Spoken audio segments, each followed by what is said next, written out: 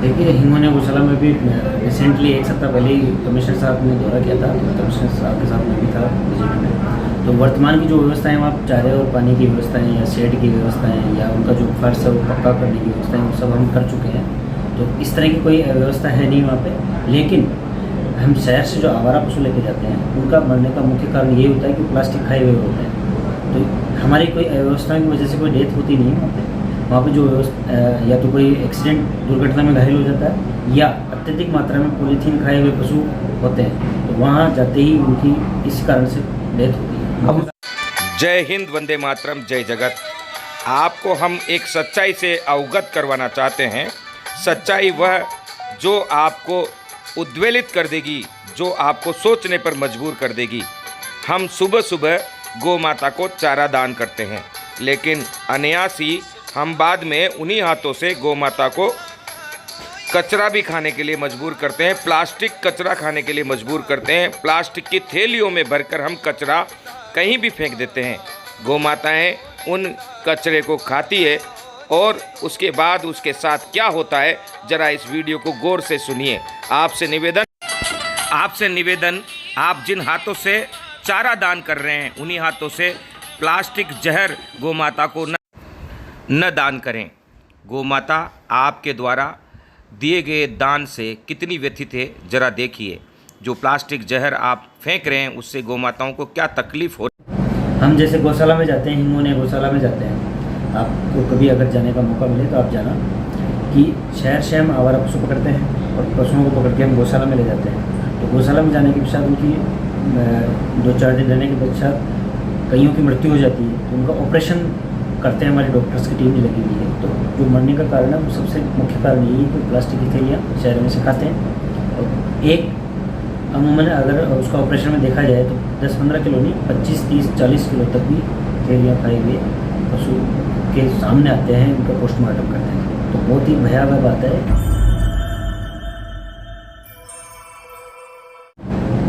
जय हिंद, वंदे मातरम, जय जगत। आज हम नगर निगम उपायुक्त स्वास्थ्य मुकेश जी के पास बैठे हैं। यहाँ इसलिए आए हैं क्योंकि मुकेश जी बहुत अच्छा कार्य कर रहे हैं और जब गांधी टीवी के पास वह बात आई कि ये कुछ अच्छा कर रहे हैं तो उस अच्छाई को जन जन तक पहुंचाने का जिम्मा हमारा है। हम हमेशा आपसे कहते रहे हैं कि हमारी खास मुलाकात में हम सच्चे और अच्छे लोगों से आपकी मुलाकात करवाएंगे। आज हमारे साथ मुकेश जी हैं। नमस्कार। नमस्कार मुकेश जी, सबसे पहले हम आपके द्वारा हमारे दर्शकों को बताना चाहते हैं कि आपकी परवरिश कहाँ हुई और इस पोस्ट पे रहने से पहले आप कहाँ किस किस पोस्ट पे रह चुके हैं। मैं टोंक जिले का रहने वाला हूँ, लेकिन मानपुरा के पास एक छोटा सा गाँव गौरपुरा, वहाँ का रहने वाला हूँ। तो प्रारंभिक शिक्षा मुझे लावा स्कूल से हुई, जो मेरे घर से 2 किलोमीटर दूर पड़ता है। बाकी मैंने कॉलेज एजुकेशन जो है जयपुर से किया है। और यहाँ जयपुर नगर निगम में आने से पहले मैं लगभग 17-18 जगह रह चुका हूँ। फिलहाल हाल ही में मैं चित्तौड़ से यहाँ ट्रांसफ़र हो गया। छोटे से गांव मेरे हिसाब से सरकारी स्कूल होगा। सरकारी स्कूल से शिक्षा प्राप्त करने के बाद डिप्टी कमिश्नर जैसे पोस्ट पर आप नगर निगम देश राजस्थान की राजधानी में यहाँ पोस्टेड हैं और इस पोस्ट पर आने के लिए बहुत सारी योग्यताएं होती है। उन योग्यताओं को आज ये प्रदर्शित भी कर रहे हैं। इनका स्वास्थ्य से संबंधित क्या कार्य नगर निगम में होता है, क्या क्या जिम्मेदारियां होती है, उसके बारे में हम थोड़ा सा जानते हैं। जो नगर निगम का बेसिक काम है, साफ सफाई की मॉनिटरिंग करना, वो मेरा प्राथमिक कार्य यही है। और उपायुक्त स्वास्थ्य की प्राथमिक जिम्मेदारी यही होती है कि शहर अपना साफ सुथरा हो और ऐसी एनवायरनमेंट बने ताकि लोगों का स्वास्थ्य बिल्कुल अच्छा रहे। हमारा जो ये गांधी टीवी का जो अभियान है, ये जो है, ये हम दर्शकों को बताना चाहेंगे। ये अभियान हम लेकर चल रहे हैं और इस अभियान में, और हमने इनसे गुजारिश की है कि आप इस अभियान को सफल बनाएं, क्योंकि प्लास्टिक थैली या कचरा प्रबंधन से संबंधित या उन कार्यों से संबंधित जिनकी वजह से स्वास्थ्य पर प्रभाव पड़ता है, उन सारे तमाम चीज़ों को लेकर चल रहे हैं। तो ये जो गाय जो कचरा खाती है उस दिशा में और प्लास्टिक को रोकने की दिशा में आप क्या क्या काम कर रहे हैं? देखिए, प्लास्टिक रोकने के संबंध में माननीय जिला कलेक्टर महोदय के निर्देशानुसार जयपुर जिले में प्लास्टिक मुक्त बनाने के लिए जागृत जयपुर अभियान 21 अप्रैल को कलेक्टर साहब ने लॉन्च कर दिया है। और उसकी अनुपालना में उन्होंने डायरेक्शन दिए थे कि जितने भी स्टेक होल्डर्स हैं, चाहे व्यापार मंडल वाले हों या विवाह स्थल वाले संगठन हों, जितने भी विवाह स्थल हैं या होटल रेस्टोरेंट यूनियन हों या उनके प्रतिनिधि हों, जितने भी NGO जो इस फील्ड में काम कर रहे हो, हम सब लगातार उनकी बैठकें कर रहे हैं, उनके साथ समझाइश कर रहे हैं। स्ट्रीट वेंडर्स हों या इस तरह के NGO जो प्लास्टिक के वैकल्पिक उत्पाद बनाने के लिए रखते हैं सोच, तो उनके साथ हम बैठक कर रहे हैं। अभी अप्रैल में ये स्टार्ट हुआ है, मई और जून हमारा 2 महीने यही कार्यक्रम रहेगा। उसके बाद 1 जुलाई 2022 से जो सिंगल यूज प्लास्टिक बैन होने जा रही है, उसके बाद हम इन्फोर्समेंट के द्वारा हमारी टीमें बनाएगी, हर जोन में जाएंगे और लोगों पर कार्रवाई भी करेंगे। उसके बाद अगर जो सिंगल यूज प्लास्टिक का उपयोग करता हुआ पाया जाएगा। तो अभी हमारा जो जन जागृत का अभियान चल रहा है, हमारे जितने भी डोर टू डोर कलेक्शन के व्हीकल चल रहे हैं, उन पे सब पे आप सुन सकते हो सुबह सिंगल यूज प्लास्टिक की जो जिंगल्स है, ताकि हम लोग जागरूक हों। और साथ में हम पंपलेट छपवा रहे हैं, पूरे जयपुर में हम पंपलेटों का वितरण करेंगे। और हमारी जो होर्डिंग साइट्स है, उन पर भी हम जन को जागरूक करने के लिए होर्डिंग्स के माध्यम से आम लोगों में प्रचार प्रसार किया जाएगा कि जो प्लास्टिक की थैलियाँ हैं ये पर्यावरण के लिए नुकसानदायक होती हैं। हम जैसे गौशाला में जाते हैं, हिंगोने गौशाला में जाते हैं, आपको कभी अगर जाने का मौका मिले तो आप जाना, कि शहर हम आवारा पशु पकड़ते हैं और पशुओं को पकड़ के हम गौशाला में ले जाते हैं। तो गौशाला में जाने के पश्चात उनकी 2-4 दिन रहने के पश्चात कईयों की मृत्यु हो जाती है, तो उनका ऑपरेशन करते हैं, हमारी डॉक्टर्स की टीम भी लगी हुई है। तो जो मरने का कारण है वो सबसे मुख्य कारण यही है कि प्लास्टिक की थैलियाँ शहर में से खाते हैं। और एक अमूमन अगर उसका ऑपरेशन में देखा जाए तो 10-15 किलो नहीं, 25, 30, 40 किलो तक भी थैलियाँ खाए हुए पशु के सामने आते हैं, उनका पोस्टमार्टम करते हैं। तो बहुत ही भयावह बात है। तो अभी हम 2 महीने तक तो फुल जागरूकता का अभियान चला रहे हैं, एक लोग को हम जागरूक करेंगे। उसके बाद 1 जुलाई 2022 से हम कार्रवाई स्टार्ट करेंगे। इस जागरूकता अभियान में गांधी टीवी साथ रहेगा और हम भी उस दर्द को दिखाएंगे आपको। हम लोगों से अपील भी करते हैं कि आप जिन हाथों से चारा दान कर रहे हैं, उस हाथों से प्लास्टिक जहर आप गौ माता को न दें। इस अभियान में निश्चित ही गौ माता का आशीर्वाद आपको मिलेगा, पूरे नगर निगम को मिलेगा। और जो लोग जुड़ना चाहते हैं, इसमें नंबर दिया हुआ है, आप लोग इस अभियान से जुड़ें और पुण्य कमाएं। और एक जानकारी हम आपसे पूछना चाहते हैं कि अगर कोई प्लास्टिक बेचता है या इस प्रकार के काम करता है तो क्या प्रावधान है, क्या उसको जेल भी हो सकती है? बिल्कुल हो सकती है। हम कोर्ट माननीय न्यायालय में चालान पेश करेंगे, कोर्ट उनकी सुनवाई करेगा और उसके बाद कैद का प्रावधान, जुर्माने का प्रावधान।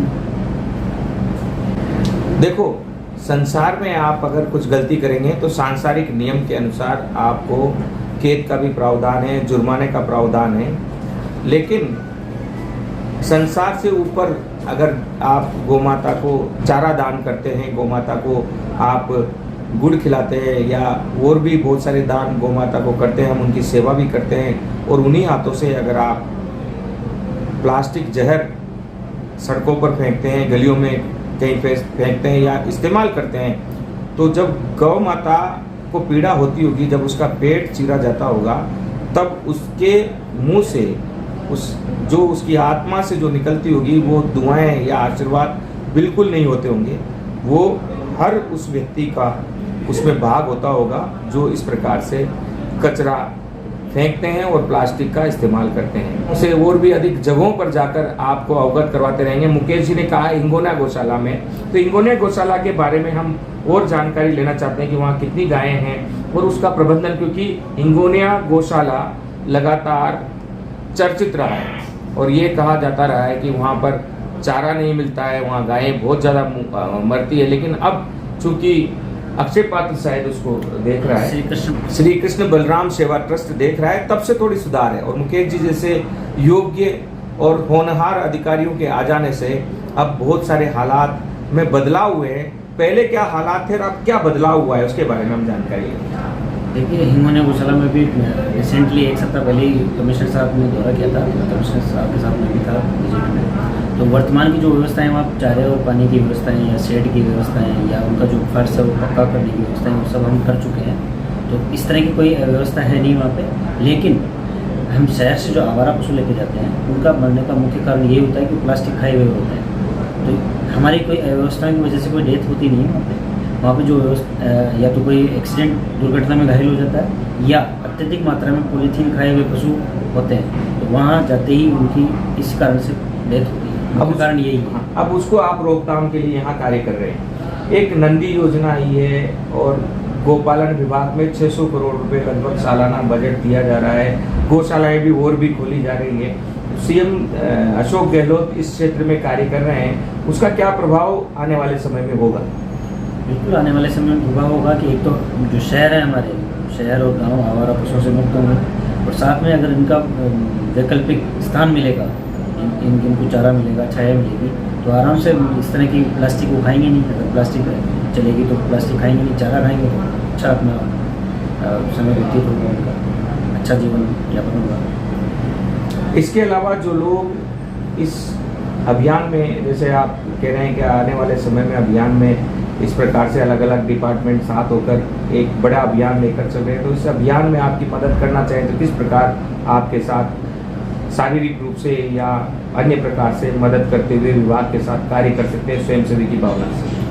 देखो, आपको पहले तो बहुत बहुत धन्यवाद, क्योंकि आपने बिना बुलाए, ये तो हमारी ड्यूटी बनती थी कि हम आपका सहयोग लेते, लेकिन आप इस क्षेत्र में कार्य कर रहे हो, अब अग्रणी भूमिका निभा के आप हमारे पास आए हो, तो आपका पहले तो बहुत बहुत धन्यवाद। और इस तरह जो भी स्टेक होल्डर है, चाहे कोई भी हो, हर आदमी जब तक आम जन इससे जुड़ेगा नहीं तब तक कोई भी अभियान सफल होता नहीं। केवल एनफोर्समेंट के हिसाब से ही हम टीमें बना देंगे और जाके चालान कर देंगे, उससे ये होने वाला है नहीं। जब आम लोग इससे जुड़ेंगे, समझेंगे, इसके महत्व को समझेंगे कि हम गायों को क्या खिला रहे हैं, चारे के स्थान पर हम थैलियाँ खिला रहे हैं, उनसे उनको क्या क्या नुकसान हो रहा है, तो जब तक आम लोग अपनी मानसिकता चेंज करके इस अभियान के साथ नहीं जुड़ेंगे तब तक ये सफल होने वाला नहीं है। तो आपके माध्यम से मैं सब लोगों से अपील करता हूँ, जयपुर वासियों से, कि 1 जुलाई 2022 से पहले ही सिंगल यूज प्लास्टिक की थैलियों का या सिंगल यूज प्लास्टिक से बनी हुई चीज़ों का प्रयोग करना बंद कर दें, ताकि हम गौ माता की रक्षा कर सकें। 1 जुलाई से पहले, यानी जो अभियान शुरू हो रहा है उससे पहले आप सिंगल यूज प्लास्टिक की थैलियों का इस्तेमाल बंद कर दें। जुर्माना